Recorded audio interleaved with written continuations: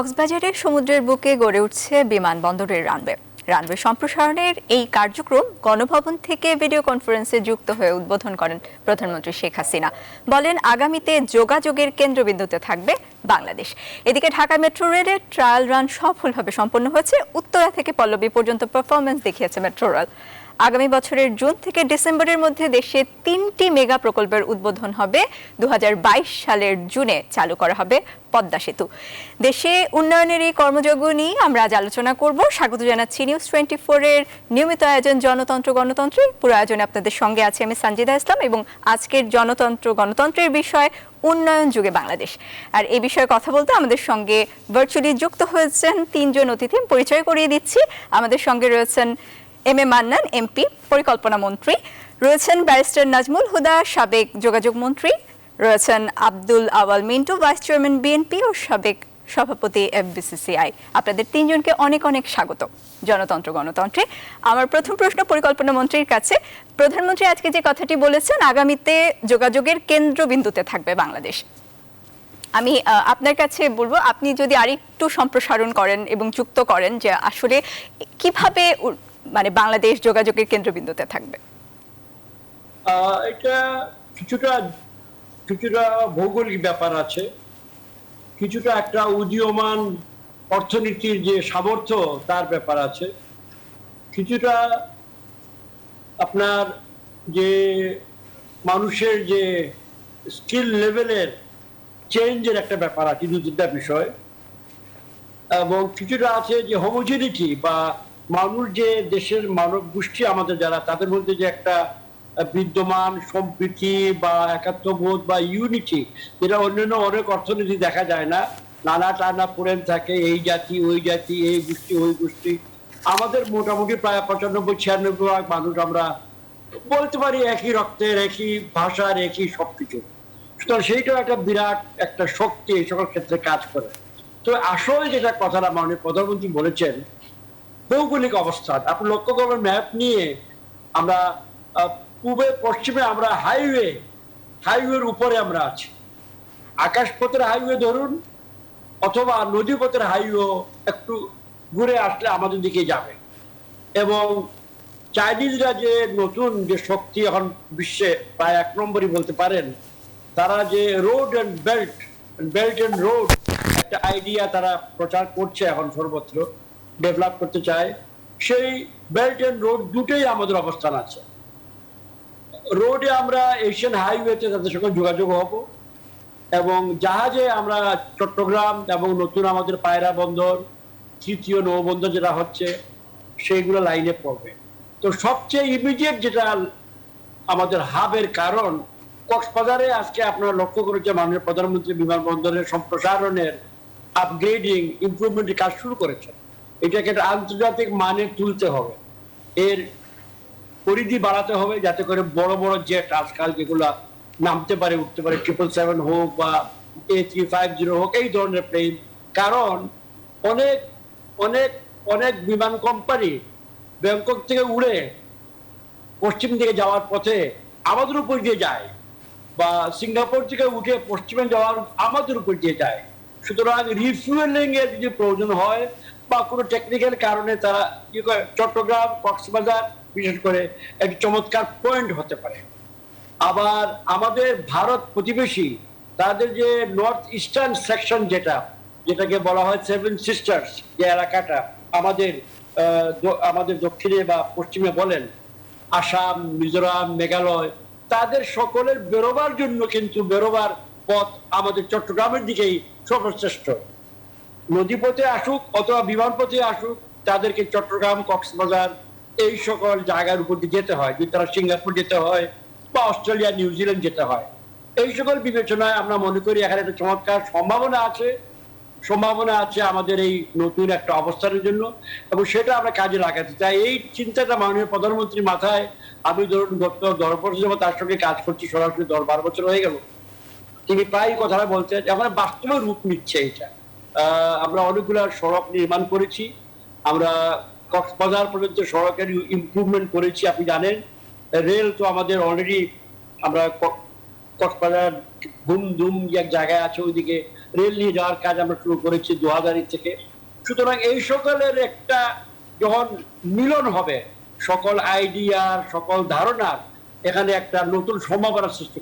এগুলো তো আমি ঠিক এখন মেপে বলতে পারবো না এত টাকা হবে, but there is a possibility, যে সম্ভাবনা আছে।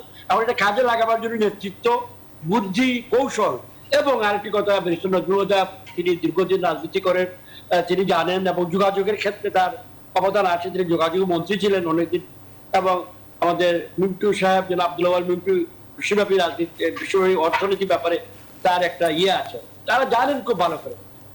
এইসব থাকার পরেও যদি আমরা আত্মঘাতী কাজে লিপ্ত থাকি, যদি আমরা শান্তি শৃঙ্খলা রক্ষা না করি, যদি আমরা আমাদের অভ্যন্তরীণ রাজনীতিটাকে পরিশীলিত এবং উন্নয়নের স্বার্থে আমরা একই প্ল্যাটফর্মে না থাকি, তাহলে কিন্তু অনেক বিনিয়োগ, অনেক ভালো ভালো বন্ধু বিরক্ত হয়ে দূরে সরে যেতে পারে। সেইটাও একটা ফ্যাক্টর। জনাব এম এ মান্নান, আমার আরেকটি প্রশ্ন ছিল মেট্রো রেল বিষয়ক। মেট্রো রেলের আজকে আমরা পারফরমেন্স ট্রায়াল দেখেছি, উত্তরা থেকে এটি যেই সফল একটি ট্রায়াল রান সম্পন্ন করেছে। তো এরপরেও কিন্তু 1.5 বছরের বেশি সময় লেগে যাবে সর্বসাধারণের জন্য এটি উন্মুক্ত করতে। এই যে অনেক সময় লেগে যাচ্ছে, এই সময়ের কারণটা কি? সময়ের একটা এখন অতি পরিচিত কারণ কোভিড। আপনি বলেন যে এটা বলছি, কিন্তু এটা বাস্তব কারণ। কারণ অনেক টেকনিক্যাল লোকজন যারা ছিল, ইঞ্জিনিয়ার এবং ফোরম্যান জাতীয় কি পার্সোনেল, এরা বিদেশি ছিল, চীনা ছিল, কোরীয় ছিল, ইউরোপীয়, ইটালির ছিল। এরা কিন্তু কোভিড এর প্রথম ধাক্কায় বাড়ি চলে গেছে, অনেকে ফিরে আসে নাই। তাদের রিপ্লেস করা আমাদের লোক দিয়ে অনেক সময় আমরা আজকাল এই ডিজিটাল এইটা করছি, দূরে ওদের সঙ্গে কথাবার্তা বলে। আমাদের এমনকি অর্ডিনারি লেবার যারা ইটের কাজ করে বা লোহার কাজ করে, উত্তর বাংলায় বাড়ি, দক্ষিণ বাংলায় বাড়ি, তারাও কোভিড এর সময় ভয়ে বাড়ি চলে গিয়েছে, কেউ কেউ ফিরেও আসে নাই। এই সকল কারণে পেছনে পড়ে, অন্য কোনো কারণে নয়, আমাদের ব্যবস্থাপনার কারণে নয়। টাকা পয়সার কোনো ঘাটতি কখনোই ছিল না, যা টাকা বা বরাদ্দ তারা চেয়েছেন সবসময় পেয়েছে। সুতরাং এই দেরিটা আমাদের ইচ্ছাকৃত নয়, এই কারণে হয়েছে। তবে আমরা এটা পুষে নিব। আমার ধারণা, আমি তো এই যে পিডি সাহেবকে বলেছি মেট্রো রেলের, যে অন্ততপক্ষে এই মহান বিজয় দিবসের সামনে আপনি আমাদের আগারগাঁও পর্যন্ত একটা ট্রেন চালিয়ে দেখান। তাকে বলেছি, অনুরোধ করেছি। বাস্তবে সম্ভব না হলে হয়তো করবে না, বাট আমরা এই পথে আছি, এইটার বড় কথা। হয়তো 2 মাস 3 মাস দেরি হতে পারে, বাট এইটা এখন আমাদের আয়ত্তের মধ্যে আছে। অনেক ধন্যবাদ। আমরা এবার ব্যারিস্টার নাজমুল হুদার কাছে যাব। আপনার কাছে যেটি প্রশ্ন সেটি হচ্ছে যে এই যে প্রকল্পগুলোতে দেরি হচ্ছে, কোভিডের কারণে দেরি হচ্ছে বা যে কোনো কারণেই হোক, আপনার কাছে যেটি প্রশ্ন সেটি হচ্ছে যে এই যে দেরি, প্রকল্পগুলোতে যখন দেরি হয়, মেগা প্রকল্পগুলোতে, তখন খরচের একটি ব্যাপার চলে আসে, খরচও বাড়ে সেটির। এই প্রসঙ্গে আপনার মতামত জানতে চাবো। যেহেতু উন্নয়নের যুগে বাংলাদেশ প্রবেশ করেছে এবং উন্নয়ন হচ্ছে, এখন আপনি যেহেতু যোগাযোগ মন্ত্রী ছিলেন, এই বিষয়ে আপনার মন্তব্যটা কি? সবচেয়ে আগে আমি একটা সুযোগ গ্রহণ করতে চাই আজকের এই মিটিং এর। সেটা হচ্ছে আমার ব্যক্তিগত একটা সুযোগ। সেটা কি, 3রা সেপ্টেম্বর আমাদেরও 50 বছর পূর্তি হবে বিবাহের। আপনাকে অনেক অনেক অভিনন্দন। এই সারা বছর ধরে শুধু 50 বছর পূর্তি আর শতবার্ষিকী শুনতে শুনতে হঠাৎ করে আমার মনে হলো আমাদেরও তো হচ্ছে একটা কিছু। তো সেই দিক থেকে আমরা সবার শুভেচ্ছা কামনা করছি ওই দিনের জন্য, 3রা সেপ্টেম্বর। আমি আশা করি আপনারা সবাই দোয়া করবেন আমাদের এই। নিশ্চয়ই, আপনার জন্য অভিনন্দন রইল এবং দোয়া রইল। জি। তবে আমি যে কথাটা আমাদের মাননীয় পরিকল্পনা মন্ত্রী বললেন, I really like his expectation and also observation. উনি যখন অবজার্ভ করেন তখন মনে হয় উনি পার্টির কথাটা ভুলে যান। উনি পার্টির কথাটা ভুলে যান বলে অনেক সময় তার অবজারভেশনের মধ্যে নির্দলীয় কমপ্লেক্সটা চলে আসে, এবং অনেক সময় তার এক্সপেকটেশনের মধ্যেও সেই ভাবটা চলে আসে। This is very commendable. এবং আমার মনে হয় ওই পর্যায়ে থেকে আজকে যদি এই মন মানসিকতা আমাদের পুরো মন্ত্রী পরিষদের সকল সদস্যের জন্য থাকতো, তাহলে এই দেশের অবস্থা অন্তত আমি বলতে পারি যে অন্যরকম হতো। আজকে এক্সপেকটেশন হবে যে ঠিক আছে, স্থিতিশীল হওয়া উচিত, আমরা কারোর সাথে কোনো রকমের সংঘাতে যুক্ত হব না, ইত্যাদি ইত্যাদি অনেক এক্সপেকটেশন আমাদের থাকতে পারে। কিন্তু এটা সবচেয়ে বড় দায়িত্ব কিন্তু সরকারকেই পালন করতে হবে। আজকে যদি সরকারের কর্মকাণ্ডের মধ্য দিয়ে এমন কিছু উস্কানিমূলক বিষয় থাকে, কিংবা আজকে যদি মন্ত্রীদের প্রত্যেক দিন বক্তব্যের মধ্যে উস্কানিমূলক কথাবার্তা থাকে, একটি দলকে নিশ্চিহ্ন করার বিভিন্ন রকমের বক্তব্য থাকে, তাহলে তো আপনি সেই ক্ষেত্রটা তৈরি করছেন না। একসাথে যে আপনার সাথে কাজ করবে, আপনার উন্নয়ন সহযোগী হয়ে আপনাকে সাহায্য করবে, সেটা সেই ক্ষেত্রটা কিন্তু নষ্ট হয়ে যাচ্ছে। কাজে আজকে স্থিতিশীল অবশ্যই আমি মাননীয় প্রধানমন্ত্রীকে ধন্যবাদ দেব এই জন্য যে বিগত তার এই শাসনামলে অন্তত আমরা হরতাল দেখছি না, আমরা রাস্তাঘাটে সংঘাত দেখছি না, সংঘর্ষ দেখছি না, সহিংসতা দেখছি না, কিন্তু মুখোমুখি পাল্টাপাল্টি কিন্তু এখনো সব জায়গায় আছে। এবং আজকে উন্নয়নের যে অগ্রযাত্রা, সে অগ্রযাত্রা দৃশ্যমান, এটা ডিনাই করার কারো উপায় নেই। আজকে মেগা প্রকল্প কেন, আমরাও যখন যোগাযোগ মন্ত্রী আমি যখন ছিলাম, আমার মাননীয় প্রধানমন্ত্রী বেগম খালেদা জিয়াও ঠিক একই রকম ভাবে একই সময় বলতেন আমরা এখন উন্নয়নের কেন্দ্রবিন্দুতে আছি। যে যখন পাওয়ারে থাকবে এই ধরনের বক্তব্য তারা করবে, এবং সেটা দৃশ্যত দেখানোর জন্যই উন্নয়ন কর্মযজ্ঞ শুরু হয়। এই দিক থেকে আমি বলবো যে এই সরকার অনেক এগিয়ে আছে, অবশ্যই এগিয়ে আছে। তারা মেট্রো রেল, পদ্মা সেতু, বিভিন্ন রকমের যে বড় বড় প্রকল্প, কর্ণফুলী টানেল, সবই সম্ভাবনার দিক। কিন্তু সবকিছুর মধ্যে যে জিনিসটা মোস্ট ইম্পর্টেন্ট, সেটা হচ্ছে উন্নয়নের ভাবমূর্তি। সেদিক থেকে আমি 100% ক্রেডিট মাননীয় প্রধানমন্ত্রীকে দেব। কিন্তু যে কথাটা বললেন কিছুক্ষণ আগে মাননীয় পরিকল্পনা মন্ত্রী, যে সবাইকে নিয়ে কাজ করার যে একটা বাসনা, সেটাকে যদি নিশ্চিত করতে হয় তাহলে আমাকে রাজনৈতিক ভাবমূর্তিও সৃষ্টি করতে হবে। আজকে এটা ডিনাই করা যাবে না যে এদেশে বিগত নির্বাচনে যা হয়েছে সেটা জনগণের কাছে ততটা গ্রহণযোগ্য হয় নাই। কিন্তু মাননীয় প্রধানমন্ত্রীর পক্ষে নিজেকে গ্রহণযোগ্য করে তোলার বিষয় কোন রকমের আমি মনে করি ঘাটতি আছে বা কোন রকম কিছুর অভাব আছে বলে আমি মনে করি না। তিনি এককভাবে একলা তার নিজের রাজনৈতিক ভাবমূর্তি সৃষ্টি করার ব্যাপারে কিন্তু যথেষ্ট। কারোর সাথে কোনো সংলাপেরও প্রয়োজন হয় না, কারোর সাথে কোনো আলোচনার প্রশ্ন আসে না। আজকে যদি আমার উন্নয়নের এই ভাবমূর্তি বা আমাদের মাননীয় প্রধানমন্ত্রীর এই উন্নয়নের ভাবমূর্তির সাথে তার রাজনৈতিক ভাবমূর্তিটা যোগ হয়, উনি যদি আজকে দেশে একটা সুষ্ঠু এবং অবাধ নির্বাচন নিশ্চিত করতে পারেন, তাহলে যে উন্নয়নের ভাবমূর্তি তিনি সৃষ্টি করবেন, এই উন্নয়নের ভাবমূর্তি বা রাজনৈতিক ভাবমূর্তি সৃষ্টি করবেন, এই উন্নয়নের ভাবমূর্তি এবং রাজনৈতিক ভাবমূর্তি, এই দুটো মিলেই কিন্তু উনি হবেন আগামী দিনের প্রধানমন্ত্রী। এই বিষয়ে কোনো সন্দেহ নাই। আমি এটা কোনো সন্দেহ করি না যে আজকে দেশ যেভাবে এগিয়ে চলেছে আমরা সবাই গর্বিত, যথেষ্ট গর্বিত হওয়ার কারণ আমাদের রয়েছে। আমরা দেখতে পাচ্ছি যোগাযোগ ব্যবস্থায় আমাদের এই যে যানজট, এটা হয়তো খুব শিগগিরই এটা শেষ হবে, because this metro rail will itself take care of lots of this যানজটের বিষয়গুলো। এছাড়াও আমি যেটা মনে করি, আপনি যেটা বললেন আপনার প্রশ্নটা, যে প্রকল্প ব্যয় যে বাড়ে, এটা সাধারণ একটা উদাহরণ আমি দিচ্ছি। আমি এটা বলতে হয়তো কিছুটা হলেও একটু বিব্রতকর পরিস্থিতিতে আমাকে পড়তে হবে, কারণ এটা আমার নিজের হাতে করা একটা জিনিস। আজকে যে পদ্মা সেতু আছে যেটা হতে চলেছে, এই পদ্মা সেতুর অধিগ্রহণ, জমি অধিগ্রহণ থেকে শুরু করে সাইট সিলেকশন আমার হাতে হয়েছে। সাইট সিলেকশন এটা 4টা জায়গায়, যেখানে 4টা সাইট ছিল তার মধ্যে মাওয়াটা আমার সিদ্ধান্তের উপরে ভিত্তি করে এটা হয়েছে। এবং আমাদের সময় আমাদের স্বপ্ন ছিল, এই পদ্মা সেতু স্বপ্ন ছিল আমি 2008 সালে এটা কাজ শুরু করে 2012 সালে এটা সমাপ্ত করব।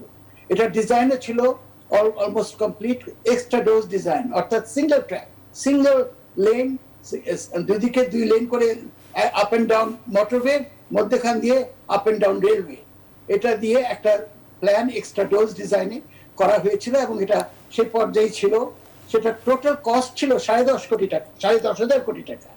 এটা ছিল তখনকার কস্ট এস্টিমেট। এটা দেখেন এখন বেড়ে আপনার কত 40 কোটির পর্যায়ে চলে গেছে, 40,000 কোটির পর্যায়ে চলে গেছে প্রায়। কারণ হচ্ছে সময় না, শুধু আপনার পুরো প্ল্যানটাও চেঞ্জ হয়েছে। প্ল্যানটা এখন সিঙ্গেল ট্র্যাকে না রেখে আপনার দোতলা দ্বিতল ভাবে এটা থ্রো করেছে, which is a good thing. মানে এখন একদিকে একই দিয়ে গাড়ি চলবে আর উপর দিয়ে ট্রেন, বাট যেটা হোক আর কি, দ্বিতল বিশিষ্ট হওয়ার কারণে অটোমেটিক্যালি এটা কস্ট অনেক বাড়ার কথাই। তবে এটার দিক থেকে আমি মনে করি সরকার অত্যন্ত যোগ্যতার পরিচয় দিয়েছে, কারণ এখানে যে ফান্ডটা প্রয়োজন ছিল সেই ফান্ডটা বিশ্ব ব্যাংকের সাথে তাদের রেশারেশির কারণে একটা পর্যায়ে তো আমরা অনেকে হতাশ ছিলাম যে হয়তো শেষ পর্যন্ত এই প্রকল্পটা বোধহয় মার খাবে। কিন্তু যেভাবে তিনি মাননীয় প্রধানমন্ত্রী সেখানে স্ট্যান্ড নিয়ে নিজস্ব অর্থায়নে যেভাবে তিনি এটা এখন কমপ্লিট করেছেন, সেদিন দেখলাম রাস্তা পুরো কমপ্লিট হয়ে গেছে, অর্থাৎ যোগাযোগটা শেষ হয়ে গেছে। এখন পিচ ঢালাই করলেই আমরা ওখানে সরাসরি গাড়ি নিয়ে এখন চলে যেতে পারবো, এমন একটা অবস্থান হয়ে গেছে।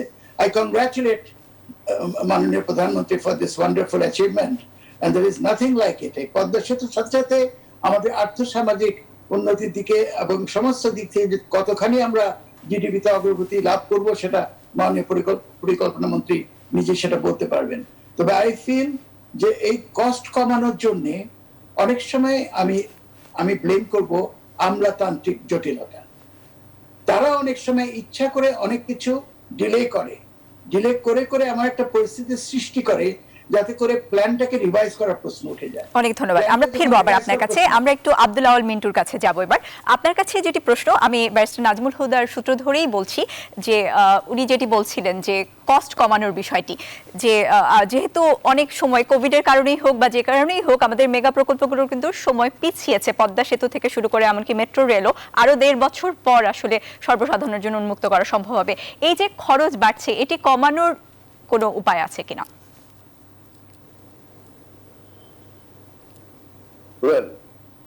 আমার প্রশ্নটা তো খুব ভালো, কিন্তু আপনি এখন সম্মানিত পরিকল্পনা মন্ত্রী, সম্মানিত নাজমুল হুদা ভাই, আগের সেতু বা সড়ক মন্ত্রী বা দুইটা মিলাই ওনারা যেভাবে কথাটা বললো, এর মধ্যখান দিয়ে কথা বলা খুব কষ্টসাধ্য ব্যাপার। তারপরও আমি কিছু কথা তো বলতেই হবে আমার। প্রথম করে ওনারা যে কথাগুলা বলছে এটার একটা ইয়া করা দরকার। সেটা হলো যে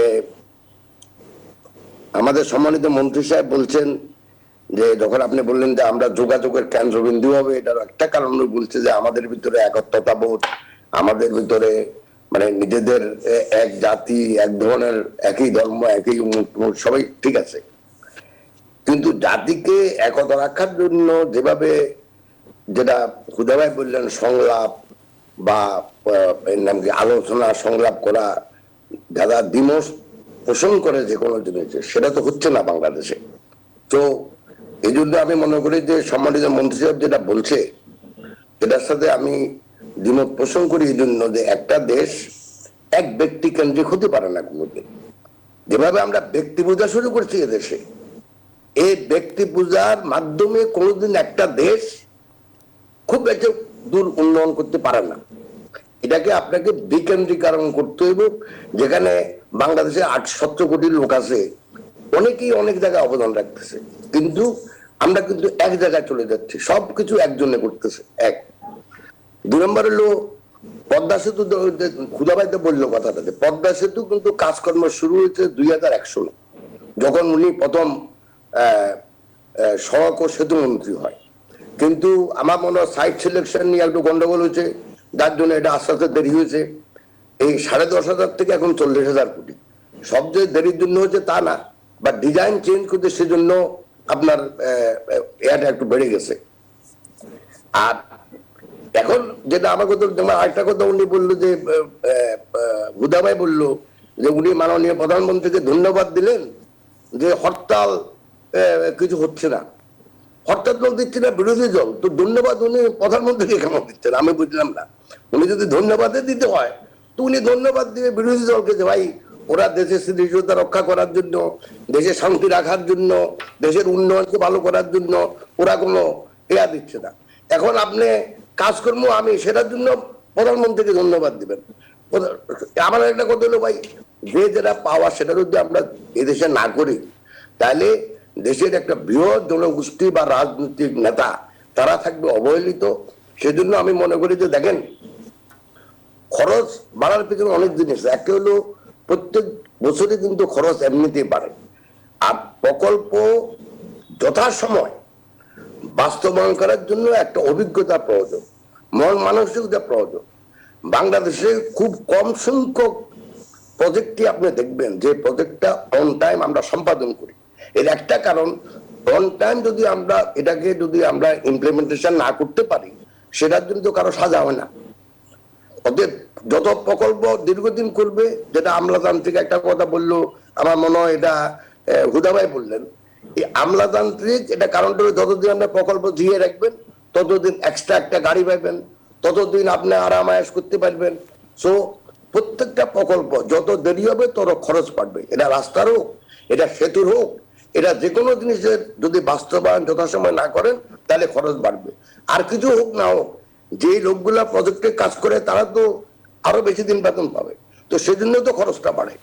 তো বাংলাদেশে প্রকল্প বাস্তবায়ন করতে গিয়ে ওই প্ল্যানিং মিনিস্টারের আন্ডারে কিন্তু একটা ডিপার্টমেন্ট আছে, ওই ইমপ্লিমেন্টেশন না বাস্তবায়ন একটা সচিব আছে, ওনার কি কাজ আমরা কেউ জানি না। উনি তো কমপ্লেন করা উচিত মন্ত্রী সাহেবের কাছে যে ভাই আমি দেখি যাচ্ছি এই প্রজেক্টটা দেরি হচ্ছে কেন, কিন্তু এই ইমপ্লিমেন্টেশন সচিব কি করে আমরা নিজেরাও জানি না। তো আমার একটা কথা হলো, প্রজেক্ট যখন করবে সাথে শাস্তির ব্যবস্থা করতে হবে, যে টাইমটা প্রকল্প যারা প্রস্তাব করে টেকনিকে, তখন যে টাইম দিবে সেই টাইমে যদি যথাযথভাবে যথাসময়ে বাস্তবায়ন করা না হয় তাহলে কেন করতে পারল না তার জবাবদিহিতার থাকতে হবে, এবং জবাবদিহিতার সাথে শাস্তিও থাকতে হবে। তাহলে যদি ভবিষ্যতে আপনি দেখেন না, আমাদের দেশে অনেক কারণ আছে, ওয়েদারের কারণে দেরি হয়, এখন কোভিডের কারণে দেরি হচ্ছে, এরকম সবসময় কিন্তু একটা না একটা কারণ আসবে। তো আমার একটা কথা হলো যে এই যে খরচটা হলো এটা কিন্তু এক ধরনের অপচয়, কিন্তু এই এক্সট্রা খরচের জন্য আরেকটা প্রজেক্টের বাস্তবায়ন কিন্তু বিলম্বিত হচ্ছে। আমরা আসবো আপনার কাছে আব্দুল্লাহ মিন্টু, আবারও একটু পরিকল্পনা মন্ত্রীর কাছে যেতে চাই, যেহেতু কিছু অভিযোগের বিষয় এখানে এসছে। যেমন নাজমুল হুদা তিনি যেটি বলছিলেন আমলাতান্ত্রিক জটিলতার কথা বলছিলেন, আব্দুল্লাহ মিন্টু বলছিলেন যে ইমপ্লিমেন্টেশনের যে সচিব তিনি আপনার সঙ্গে এই বিষয়গুলো জানানো যে কেন দেরি হচ্ছে বা এক ধরনের জবাবদিহিতে থাকা, এই বিষয়গুলো নেই কেন, বা এই বিষয়ে আপনার কি মতামত, কি করা উচিত? ধন্যবাদ। প্রথমেই আমি উভয়কে আমার কৃতজ্ঞতা ধন্যবাদ জানাচ্ছি। নাজমুল হুদাকে অবশ্যই ধন্যবাদ তিনি পান, কারণ তিনি অকপটে আমাদের মাননীয় প্রধানমন্ত্রী তথা সরকারকে তিনি ধন্যবাদ দিয়েছেন এই চমৎকার অ্যাচিভমেন্টের জন্য। ভেরি গ্রেট, এবং এটা তার উদারতার পরিচয়, এবং এইরকম হওয়া উচিত, যেটা আমাদের আলটিমেট গোল, যেখানে মিন্টু সাহেবও স্বীকার করবেন। আমি জনাব হুদার দুটি পয়েন্ট তার বক্তব্যের মধ্যে এসছে, একদিকে রাজনৈতিক, আরেকদিকে উন্নয়নমূলকে তিনি আমাদেরকে 100 মার্কের মধ্যে 100 মার্ক দিয়েছেন আমারটা মনে হয়, কিন্তু রাজনৈতিক দিকে তার কিছু প্রশ্ন আছে এবং তিনি সে প্রশ্নগুলো রেখেছেন।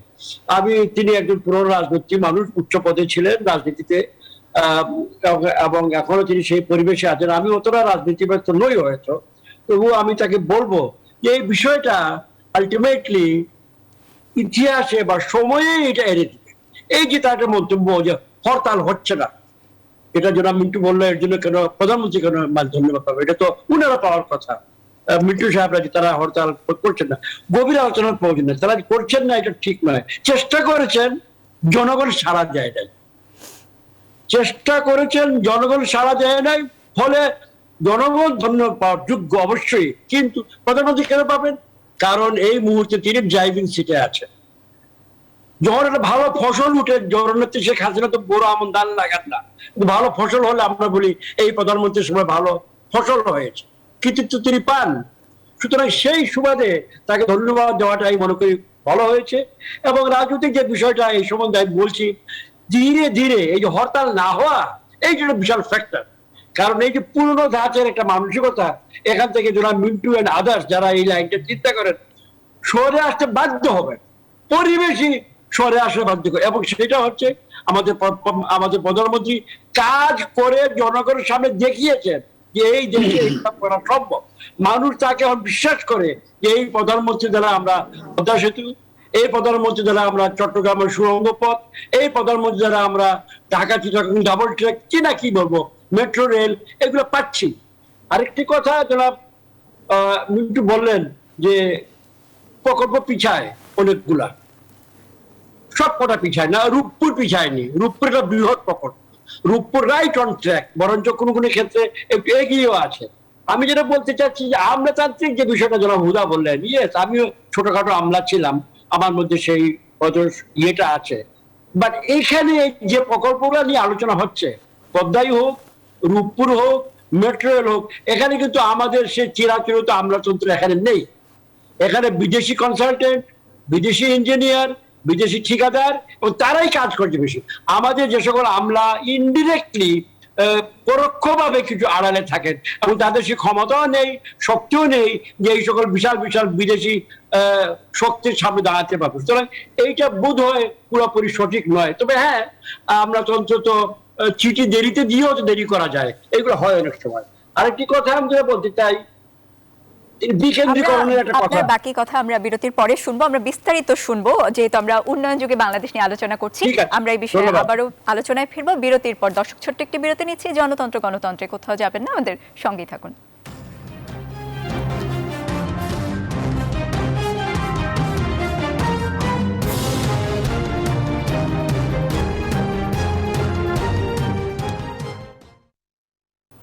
দর্শক, বিরতির পর আবারও স্বাগত। আপনারা দেখছেন জনতন্ত্র গণতন্ত্র। আমাদের আজকের বিষয় উন্নয়ন যুগে বাংলাদেশ।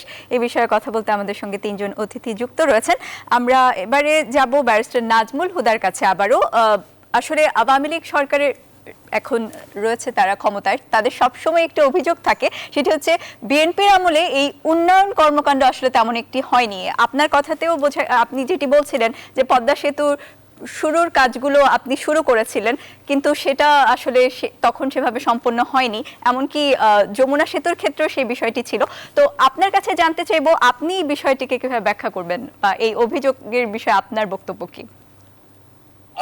আপনার প্রথম প্রশ্নটা আমি শুনতে পারিনি, কারণ কেটে গেলেন আপনি। আর প্রশ্নটা আবার একটু কাইন্ডলি করেন। আওয়ামী লীগের সবসময় যে অভিযোগটি রয়েছে যে বিএনপির আমলে উন্নয়ন কর্মকাণ্ড তেমন হয়নি, এবং আপনার নিজের কথাতেও আপনি যেটি বলছিলেন যে পদ্মা সেতুর প্রাথমিকভাবে পরিকল্পনার কাজ আপনারা শুরু করেছিলেন, কিন্তু তারপর সেটি হয়নি। যমুনা সেতুর ক্ষেত্রেও বিষয়টি তাই। আচ্ছা, যাই হোক, আমি যেটা বুঝতে পারছি আপনি সেটা বলতে চাচ্ছেন যে বিএনপির আমলে উন্নয়ন কর্মকাণ্ড হয়নি, এটা আওয়ামী লীগের একটা অভিযোগ। জি, এই সম্পর্কে আপনার বক্তব্য কি? জি, শুনতে পাচ্ছি। দেখেন, বক্তব্যটা অত্যন্ত স্পষ্ট, এর সাথে পলিটিক্স চলে আসে। সত্যি কথা বলতে কি, এগুলির উত্তর দিতে গেলে অনেক বিব্রতকর পলিটিক্সের অবতারণা করতে হয়। বিএনপি যখন ক্ষমতার তুঙ্গে এবং বিএনপির উন্নয়ন অগ্রযাত্রা যখন শীর্ষে অত্যন্ত তুঙ্গে ছিল, এই যে বললাম যে আমার হাতেও এই অনেক ব্রিজ হয়েছে, রেলওয়েকে আমি ট্রাস্ট সেক্টর করেছি, বিভিন্নভাবে আমাদের সময় যে উন্নয়ন, আমরাও তখন আমাদের মাননীয় প্রধানমন্ত্রী তখন বলতেন উনি উন্নয়নের কেন্দ্রবিন্দুতে আছেন, যেটা আমি কিছুক্ষণ আগে আপনাদের বললাম। সব সরকার আমলেই এটা চলমান থাকে। তো আমরাও যে কম উন্নয়ন করেছি তা তো না। আমরা আমাদের যে ইচ্ছা ছিল এবং আমাদের যে আশা ছিল, যে আমাদের ট্র্যাক রেকর্ডের কারণে, অর্থাৎ আমাদের উন্নয়নের ধারার কারণে, উন্নয়নের অগ্রগতির কারণে, এবং বিভিন্নভাবে সে নকল বন্ধ করা, সন্ত্রাস বন্ধ করা, তারপর বিভিন্ন অন্যান্য কর্মকাণ্ড যেগুলো আমরা তখন করেছিলাম, সেই সমস্ত কারণে জনগণের কাছে আমরা অত্যন্ত সমাদৃত, এবং আমরা অন্তত নিশ্চিত ছিলাম যে আবার নির্বাচনে আমরা জয়ী হব। এখন কথা হলো কি, আমাদের এই জয়ের পেছনে সবচেয়ে বড় যে জিনিসটা ছিল সেটা হলো আমাদের জোট যে ছিল, 4 দলীয় ঐক্য জোট। সেই 4 দলীয় ঐক্য জোটের কারণেই কিন্তু বিএনপি একটা রাজনৈতিক প্লাস পয়েন্টের মধ্য দিয়ে একের পর এক নির্বাচন তারা জিতে আসছিল। এটা অস্বীকার করার কোনো উপায় নেই। তাদের সেই ভোট ব্যাংকটা কাজে লেগেছে বিএনপির, এবং সেটা দিয়েই আমরা আমাদের সরকারকে অব্যাহতভাবে ক্ষমতা রাখতে সক্ষম হয়েছি, এবং আমাদের কাজগুলো আমরা করার যথেষ্ট সুযোগ পেয়েছি। উন্নয়ন হয় নাই এই কথা বললে ঠিক হবে না, কারণ সে সময় অনেক অনেক উন্নয়ন হয়েছে, এবং এটা আমি হাতে গুনে আপনি দেখিয়ে দিতে পারবো যে কি কি কাজ আমরা তখন করেছি। এটা বলার সময় এটা না। আমাদের সময় আমরা সেই 4 বছরের উন্নয়নের কি রেকর্ড আছে সেটা হয়তো যোগাযোগ মন্ত্রণালয়ে খুঁজলে পরে সেটার উপরে বই খুঁজে পাওয়া যাবে কি কি করা হয়েছে। অনেক ধন্যবাদ। আমরা আবার আসবো আপনার কাছে। আমরা এবার আমাদের সঙ্গে যুক্ত হয়েছেন প্রকৌশলী মোহাম্মদ শহীদুল হাসান, তিনি সাবেক প্রধান প্রকৌশলী এলজিইডি। আপনাকে অনেক অনেক স্বাগত। আপনার কাছে ছোট্ট একটি প্রশ্ন, সেটি হচ্ছে প্রকৌশলী হিসেবে আপনি এই উন্নয়ন কর্মকাণ্ডকে কিভাবে দেখছেন? এখন অনেকগুলো মেগা প্রকল্প চলছে, এবং আমরা যেটি নিয়ে শুরুতেই কথা বলছিলাম যে একটা দীর্ঘসূত্রিতা রয়েছে সবগুলোর ক্ষেত্রেই। তো শেষ পর্যায়ে এসে এই দীর্ঘসূত্রিতা, এই বিষয়গুলোকে আপনি কিভাবে দেখছেন? একজন প্রকৌশলী হিসেবে আপনার মতামত জানতে চাইব। ধন্যবাদ আপনাকে। আসলে যে কোনো একটা উন্নয়ন প্রকল্প, বিশেষ করে মেগা প্রকল্পের ক্ষেত্রে অনেকগুলো ফ্যাক্টর থাকে, যে সেই ফ্যাক্টর গুলো একটা আরেকটার সাথে খুব ইন্টারলিঙ্কড, যে কারণে আপনি ইচ্ছে করলেই ঠিক একেবারে টার্গেটেড টাইম বা অরিজিনাল যে ডিজাইন টাইম ফ্রেম থাকে সেই টাইম ফ্রেমের ভিতরে কাজটা শেষ করা যায় না। দৈব দুর্বিপাক ছাড়াও মালামাল থেকে শুরু করে আপনার সাপ্লাই লাইন থেকে শুরু করে তারপরে টেকনিক্যাল ডিটেইল ডিজাইন, বহু কিছু ফ্যাক্টর থাকে, যে কারণে কিন্তু উন্নয়নের যে আমরা গতি সঞ্চার হয়েছে এবং দিন দিন যে আমরা মেগা প্রকল্পগুলো বাংলাদেশের প্রকৌশলীরা এবং নিজেরা যে বাস্তবায়ন করার যে সক্ষমতা অর্জন করছে, এটা আমি একটা পজিটিভ সাইডে দেখছি। মানে দিন দিন এটা মানে আমি মনে করি উন্নত থেকে উন্নততর হচ্ছে এবং আমাদের ক্যাপাসিটি ডেভেলপমেন্ট হচ্ছে। আর এইটার ইমপ্লিমেন্টেশনের ক্ষেত্রে কিছু কিছু বটলনেক যেটা থাকবে, এটা সারা দুনিয়াতেই থাকে এবং কখনো কোনো মেগা প্রকল্পই হোক বা ছোট প্রকল্প হোক, কিছু কিছু আপনার অ্যাডজাস্টমেন্ট সময়ের সাথে এবং প্রয়োজনের সাথে এবং কাজের নিড অনুযায়ী এটা করতে হয় এবং সেজন্য সেটা লাগে। এবং আমি আমাদের বাংলাদেশের যে উন্নয়ন প্রকল্পগুলো ধারাবাহিকভাবে যেগুলো হয়ে আসছে, আমি সেখানে আমি এটাকে এটা পজিটিভলি দেখতে চাই এবং এটা জাতীয় অর্থনীতিতে যেরকম এটা অবদান রাখছে এবং মানুষের উপকারে আসছে এবং দিন দিন এটা আমাদের যে ক্যাপাসিটি সেটা আরো উন্নত হচ্ছে। ধন্যবাদ। অনেক ধন্যবাদ আপনাকে। আমরা এবার যাবো আব্দুল আউয়াল মিন্টুর কাছে। আপনার কাছে যেটি প্রশ্ন সেটি হচ্ছে, আমরা উন্নয়নের অনেক ধরনের কর্মযোগ্য দেখছি, উন্নয়নের এইসব কর্মযোগের পাশাপাশি কিছু বিষয় চলে আসে, যেমন এখন যে এই প্রকল্পগুলো দীর্ঘায়িত হচ্ছে, অনেক জায়গায় মেট্রো রেলের কারণে আমরা দেখেছি অনেক যানজট হচ্ছে, বিভিন্ন জায়গায় রাস্তা খোঁড়াখুড়ি হয় উন্নয়ন প্রকল্পের কারণে। তো এই সব বিষয়গুলো তো রয়েছেই, পাশাপাশি আপনার কাছে আরেকটি বিষয় যেটি জানতে চাইব, উন্নয়নের সাথে অনেক কিছুই যুক্ত, যেটি পরিকল্পনা মন্ত্রী নিজেও বলছিলেন যে সার্বিকভাবে সামাজিক উন্নয়ন, স্থিতিশীলতা। তো আপনার কি মনে হয় এখন সব দিক দিয়ে আসলে বাংলাদেশ কোন পর্যায়ে রয়েছে?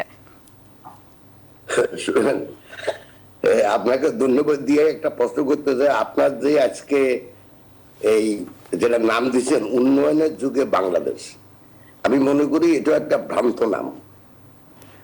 বাংলাদেশ সবসময় কিন্তু উন্নয়ন করে আসতেছে।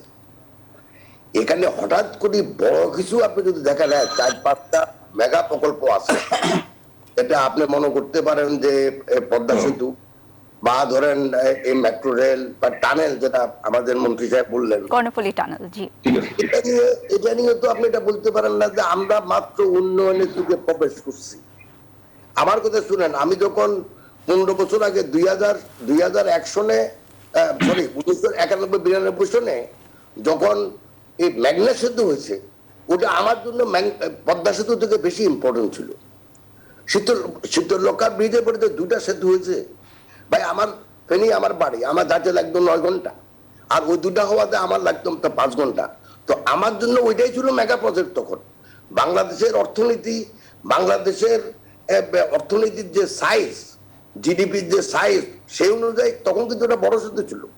তো দিন দিন দেশের অর্থনীতি বড় হচ্ছে, প্রকল্পগুলো বড় হবে, এগুলি আপনি বলতে পারেন। কিন্তু আপনি যখনই বলেন যে এই উন্নয়নের যুগে বাংলাদেশ এখন ঢুকছে, এটা কিন্তু ভ্রান্ত একটা ধারণা দেওয়া হচ্ছে আমাদের শ্রোতা বা আমাদের দর্শক। 1 2 নম্বর হলো যে যত ভালো কাজ হচ্ছে, মেগা প্রকল্প হোক আর ছোট প্রকল্প হোক, যেগুলি মানুষের উপকারে লাগবে, সেগুলির জন্য সব সরকারের ধন্যবাদ পাওয়ার উপযুক্ত। এখন যদি ধরেন আপনারা মিডিয়াতে যদি একটা সরকারকে আলাদা করে দেখেন এবং জনগণকে বুঝাতে চান যে এই যুগে উন্নয়ন হচ্ছে, এটা কিন্তু ঠিক না। This is not correct. এটা আমাদের ওই মান্নান ভাইও বলবে একদিন যখন অন্যদিকে যাবে, এটা হুদা ভাইও বলবে।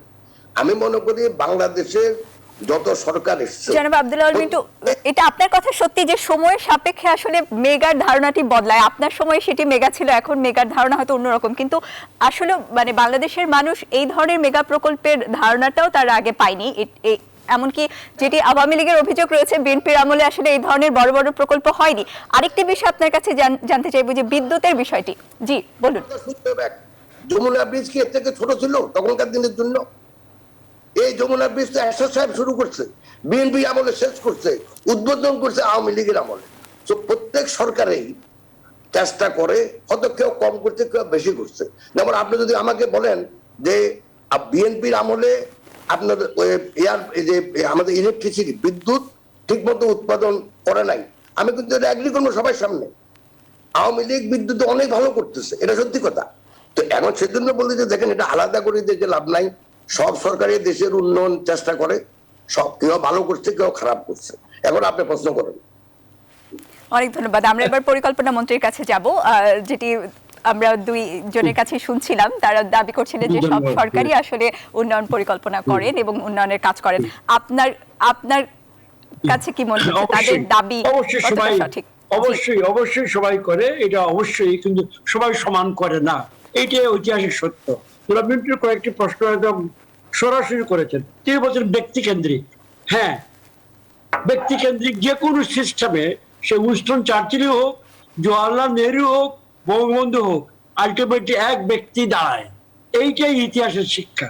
এবং এখন বর্তমানে Sheikh Hasina not by accident গত 12 বছর একটানা কাজ করে তিনি এই পর্যায়ে পৌঁছেছেন। সুতরাং এটা ব্যক্তিকেন্দ্রিক বলে যদি তিনি অস্বস্তি বোধ করেন, আমি তার সঙ্গে একমত হব না।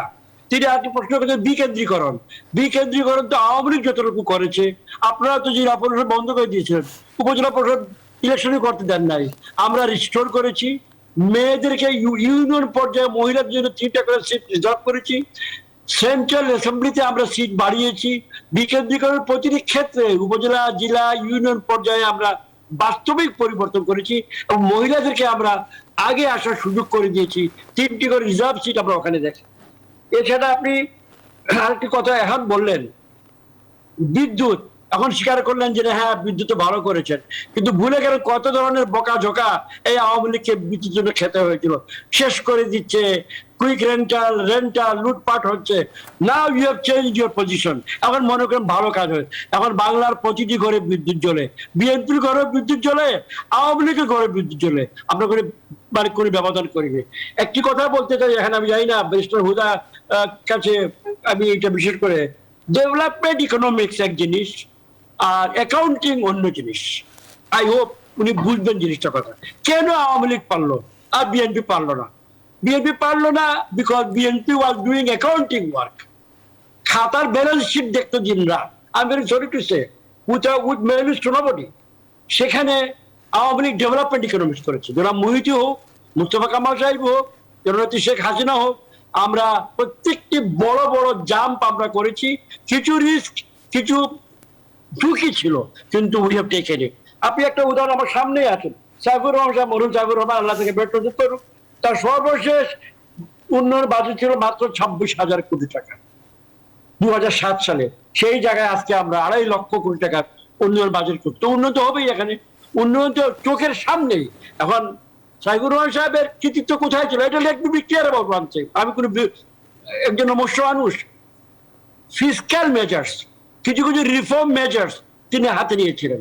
এইটা সবাই পণ্ডিতেরা, আমাদের যারা ইকোনমিস্ট আছে, স্বীকার করে। আমি নন ইকোনমিস্ট হয়েও এটা স্বীকার করি।